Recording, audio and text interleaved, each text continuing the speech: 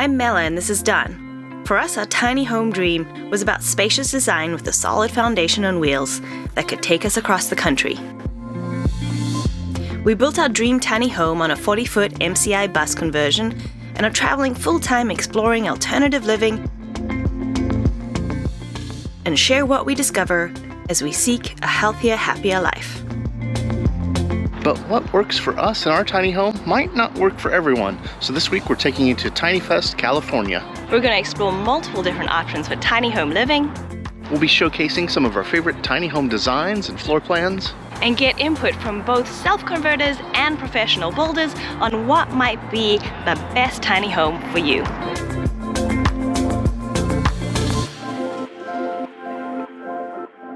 We've got vans here, we got school buses, we got all kinds of things.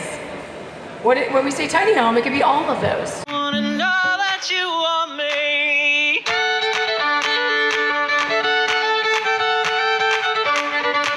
Every year, thousands of people attend Tiny Fest, California to view tiny homes in all shapes and sizes.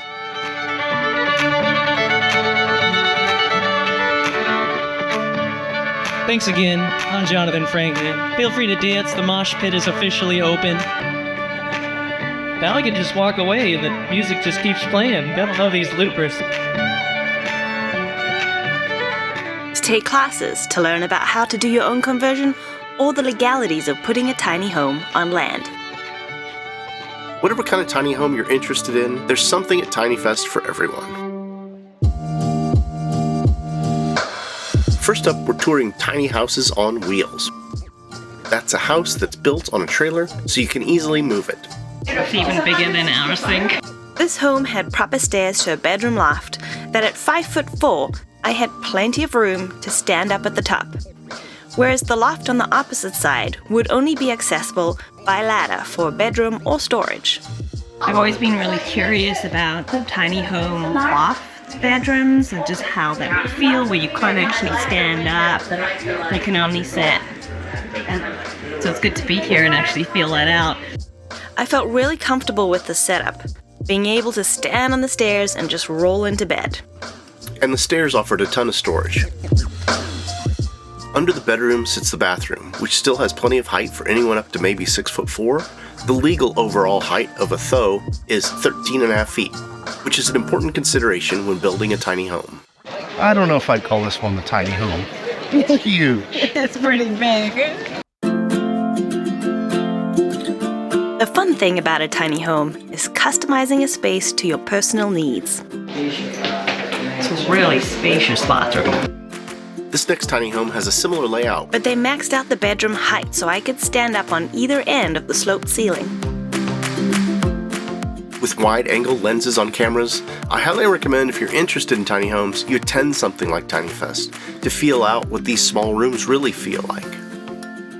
I loved the bedroom, but I was not a fan of these awkward 2-level stairs. But let's compare this to something really tiny.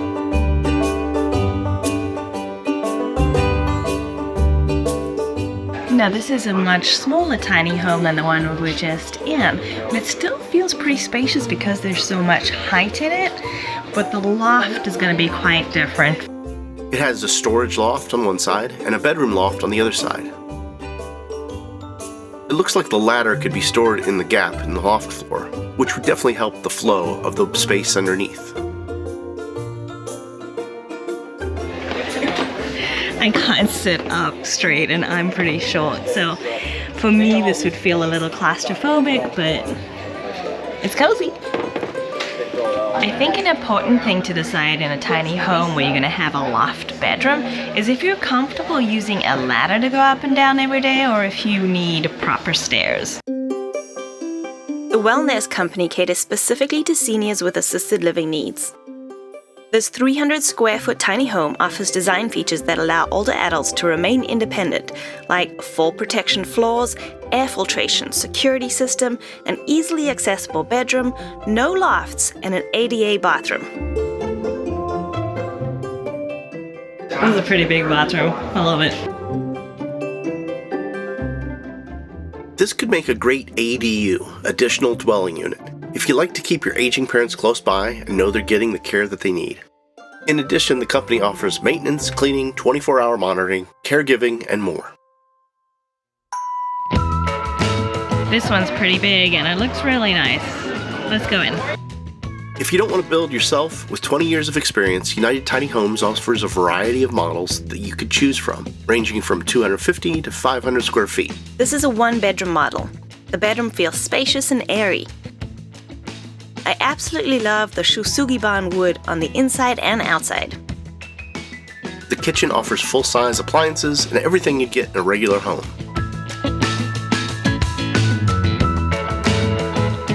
You recognize this shower. We use the same faux marble walls in our shower. You can tell I really like the aesthetics. Another really huge bathroom, washer and dryer. This doesn't even feel like a tiny home for me. I'm curious to find out how many square feet this actually gets. It's sort of very exact measurement with my feet. This has got to be the 10 foot by 40 foot model, which means it's 400 square feet, starting price of $110,000. So that's a little bit bigger than our bus, but man, does it feel spacious in there. But let's show you our favorite tiny home we viewed at Tiny Fest. Now this is a real tiny home. It's a 16-foot trailer. Let's go take a look. I'm Drew Whitmer. My company is jclay.co. We specialize in design and building. Immediately, I love that there are herbs that can grow on the outside but attached to the house so it goes with you. When you walk in, the skylight brings in a lot of natural light, and the bathroom off to the right holds both a shower and a toilet. This is adorable. You've got a wet room here for your bathroom. Plenty space in this bathroom. Did you start by building this for yourself and then got into building tiny homes for other people? My first tiny houses were for a TV show, Tiny House Nation, and some clients for them. And after that, I was like, I need one. So I just kind of got to work on it, and I've lived in it for about 2.5 years now.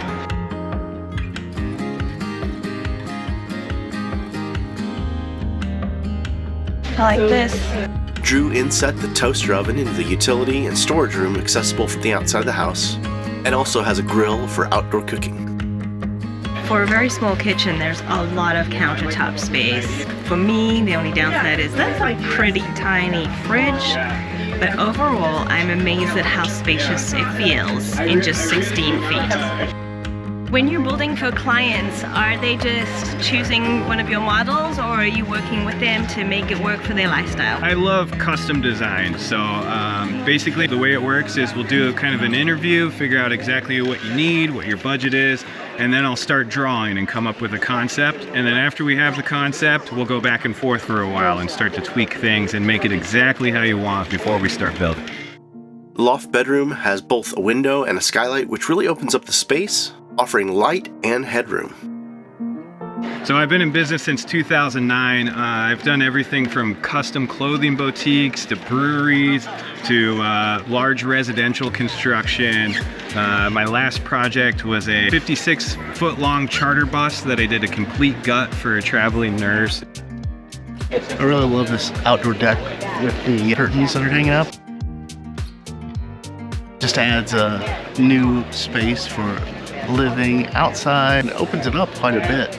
This home is for sale. It was always intended to be for sale, and it's available today. And if somebody loves it, I'll get it dropped off for them. How much is it? $76,500, fully off-grid ready, solar powered, ready to go. Well, thank you. It's absolutely beautiful. I really love it. Awesome. Thank you so much. With our tiny home building experience and the many tiny homes we've viewed, one thing is clear. With good design, a small tiny home can feel spacious. And with bad design, a large tiny home can feel cramped. But how do you truly get to feel out what living in a tiny home feels like? My name's Natalie. I manage the property in Mount Laguna for Tiny House Block. We're a community of 25 tiny homes, and we offer vacation rentals, long-term rentals, and spaces to park your own tiny house. Do you find a lot of the people renting are just sort of trying out tiny living for the first time? Yeah, we have a lot of people who have been interested in tiny living for a long time, but just didn't know where to start. And we're one of the only places that offers leasing for tiny houses so that you can try the tiny life without buying the house first. We offer 6 and 12-month leases, and a lot of people find us to be the most affordable housing option in San Diego County. We're located in Mount Laguna, and we're at 6,000 feet elevation, so we receive all 4 seasons, including snow. If you already have a tiny home, what would it cost to live there? We have spaces available on Mount Laguna ranging from $875 to $975 per month, which includes water, trash, septic, and Wi-Fi. And we also have a dog park. That's like amazingly affordable. Yeah. I mean, California. Do you live in a tiny home? I do live in a tiny home. I've always wanted to live in a tiny home, and now I work at the tiny house community. If you don't need wheels, maybe you're looking for a ADU, additional dwelling unit, to be put in your backyard. Like this backyard office space from Azure. It's 3D printed from recycled materials. Isn't that cool? Azure offers home designs for studios, 1-bedrooms, and 2-bedrooms as guest houses or additional income units, ranging from $40,000 to $200,000. It was great to learn about Voldem, who offer comfortable temporary dwelling. They are the ideal solution for remote contractors, events, homeless housing, first responders, and disaster relief. So these ship flat and then they just fold open. Obviously, there's not a lot of character in here because they haven't done much with it, but it's like disaster relief housing. It's pretty cool. Adam Modular had an exciting factory build for us to see. These modular ADUs and micro-housing allow for you to start small and grow the size of your home, one module at a time. This modern, refined build also offers off-grid capability, a lighter debt load, and the ability to move your home easily. What I really like is the deck. It slides underneath to go away if you want to move it. I love these glass doors that just open up the space to the outdoor area. It's suddenly just, you have more living area. Simplicity, who needs to downsize and say goodbye to the things that no longer give you joy? Sustainability, living lighter on the planet. That can help. When you want to reduce your heating and cooling bill, it actually reduces pollution. So the benefit is you're in synergy with Mama Earth. Legally owning an ADU or finding land for your tiny could prove tricky. But at TinyFest, they offered a variety of classes to help you navigate the process. Land has zoning laws. Those zoning laws may be very restrictive and may be non-restrictive in other parts of the country. Where am I going to put it? How am I going to pay for it? Land, finance, okay, check. Now, who's my builder? What building standards are they building to meet the demands of the zoning laws? All those things relate to one another. If you can't attend something like TinyFest, you might want to consider looking into Go Tiny Academy with Lindsay Wood. If you get a 288 square foot permanent placement IRC in tiny home, could you move it again? Sure. But there's a beautiful thing that I like to ask. Why pay for the wheels if they're not going to move it? Then there's the other side of tiny living, where you want to travel frequently. And there were a ton of van builds to view of all kinds. What do you think? If you were solo female van lifer, would you do this one? Yeah. I mean, I could. I don't know how long I can deal with something that small. We're wandering around and we bumped into Auntie Gear. You may remember them. We have one of their flat pack grills. If you missed that video, we'll link to it up here. Do go and watch it. We're Auntie Gear. I'm Adam Sullivan, one of the co-owners. Me and my brother, my wife, and my brother's wife started the business in 2021. We started out with our flat pack grills, and then we expanded into some overland stuff. Now we're expanding really heavily into camper vans. So we have some really cool new products for camper vans. I'm really curious about this van build. The logo looks like very modular. Yes. Can you explain that to us? So the start of it is a bed system that reconfigures 48 different ways. It extends inside and outside the van.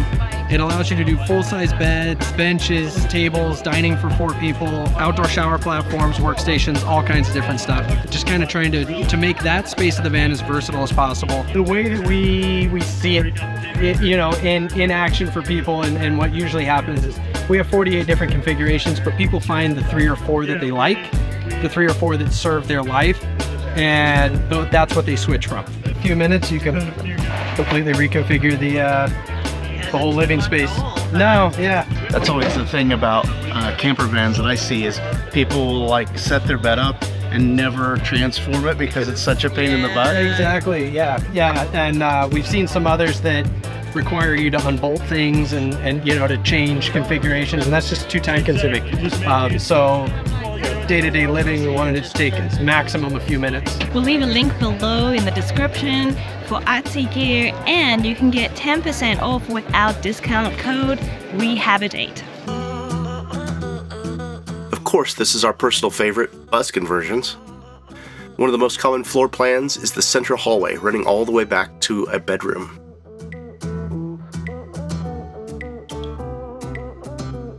One of our personal favorite designs is with a side hallway for the bathroom.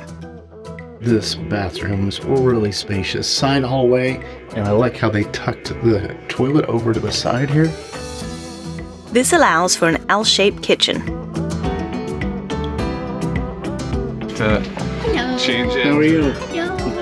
But we really like Backroad Bus Life's bathroom layout. Hey guys, I'm Vicky. And I'm Josh. We're with Backroad Bus Life. And this is our bus. You want to be in a video, you know what? The shower design of doing a hallway shower was something that we saw from another bus lifer, and we loved that idea. It's something that like you use so little of the time, but when you do use it, have it to be comfortable. It allows us to still have our open floor plan where you can see all the way through the bus. It's actually the nicest like two-person shower we've ever been in. That wasn't like my dad's, which is bigger than our whole really bus. Big, yeah. I think the biggest thing that made us want to go tiny was just the freedom of movement. We really are avid outdoors people. We love hiking and exploring. And we were just found that in the regular 9-to-5 grind, it's not really conducive to being able to do those things. We just felt like we were spending all of our time or money to be able to get a little bit of time out in nature, and it was like, if we could do something different, this was the way to like kind of break free of the cycle. I think that before we were just spinning our wheels all the time, like, and I mean, we were both very successful in our industry and like making a good salary, whereas like now we make way less money and are more thoughtful about our things. Because of that, we can live our lives more freely. I think my favorite thing is just figuring out what you really don't need. We downsized an enormous amount. I would say every month that we've been on the road, we've found more and more things that we thought, oh, we would need this all the time, and we don't ever use it. What is your favorite thing about your floor plan or design that works so well for your lifestyle? As crazy as this is, we have so many beautiful artistic everything. The litter box is the best litter box design we have ever had. The way that Josh designed the litter box is there's a little spot that the cats go through, and they go up a little ramp and then into the litter box. So when they're coming out of it, their paws stretch so the litter falls out of their paws and they don't track it through the bus, which is amazing. And then the other aspect is that it's built into our garage space and is on drawer pulls. It has a barrel lock here, and it just pulls out. You scoop it from here, and then I can see all the way through. There's also a motion sensor light there, so I can make sure the cat's not sitting in that spot that's empty now, because they do immediately go for it. So I just make sure the coast is clear, push it back in, lock the bolt, and we're good to go. You don't get the smells inside the bus, and it has been magnificent. Of course, you can convert almost anything from ambulances to storage trailers. This must be a Murphy bed. This is an interesting design for me because the end is like an odd shape, but it really works for this bathroom. My name is Kyron. This is Zoe, my girlfriend, and we live in a 20-foot long cargo trailer conversion that we built ourselves, and we live in this thing full time. So one thing I'm wondering is why you chose to go with a trailer for your conversion, because I absolutely love the idea. One of the big key components to going with a trailer is the detachability from the vehicle to our home. When we travel, we stay places about 2 weeks at a time.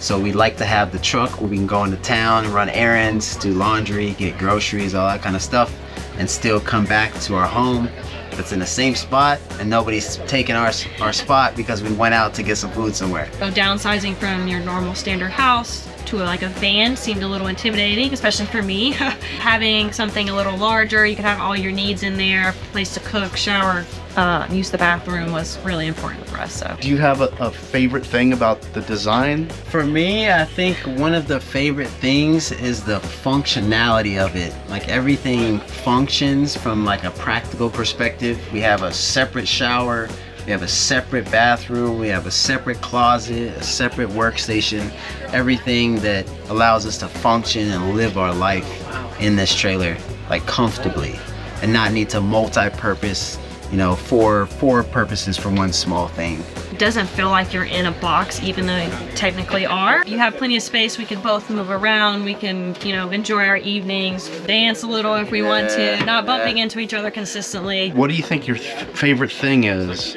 about moving into a tiny space? For me, my favorite thing is probably the mobility. We can pull our home wherever we want to go. We have everything that we need to live right inside this trailer for us. This just makes it all possible without having to sacrifice like our careers or anything else. And also just the money we're saving, you know, it's much lower cost. You know, we had the initial upfront costs, but now that we're on the road, the costs are minimal and, you know, you can better plan for what's in the future.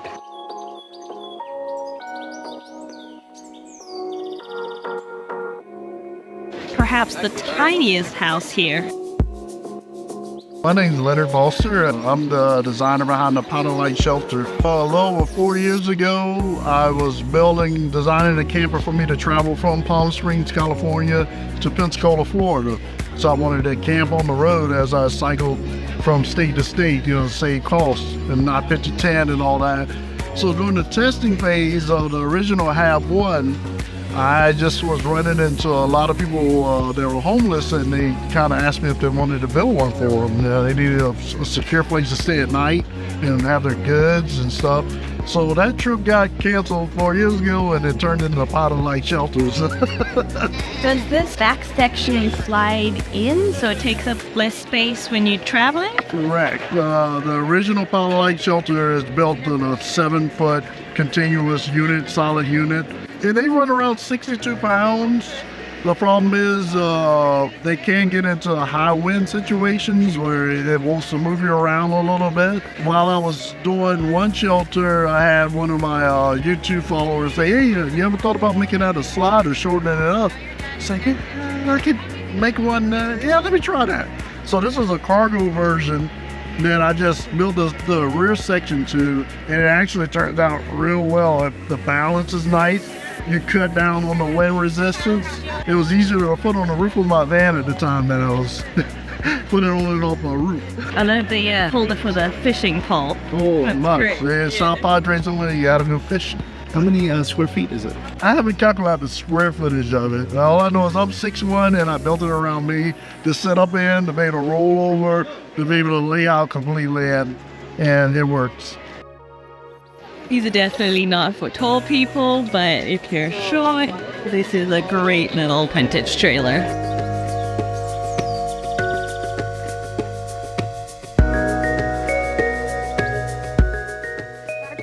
Oh, this is so cute. I love it. Oh my goodness. Don't you just love this? Whoa. There's a bathroom in here. I mean, you got everything you basically need. You've got ways to cook, ways to heat, a fridge. Best new find at TinyFest, Biotech Bioarchitecture. These are super strong insulated modular composite shells made from recycled materials that are then covered in earth and vegetation. It's cost-effective, but less labor-intensive than other earth shelters constructed like Earthships, Cobb, and Adobe. TinyFest showcased all the cooking gear you need to complement your tiny home. Oh, I came just in time. And sustainable ways for tiny house living.